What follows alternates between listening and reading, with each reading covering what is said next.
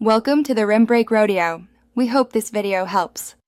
You'll begin by getting the phone ready and focusing on one task.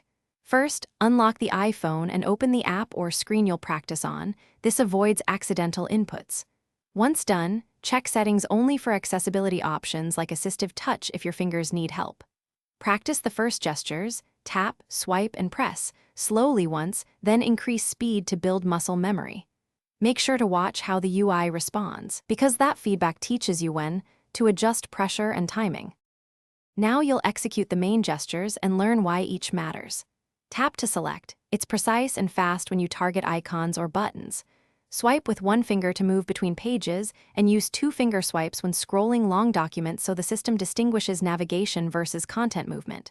Press and hold to reveal menus or start drag actions. Pressure and duration change outcomes. Practice sequences. Tap, then swipe, then long press. This builds coordination and minimizes accidental taps. Finish by adding advanced gestures and a quick fix if things go wrong. Use pinch open and pinch close with two fingers to zoom maps and photos smoothly.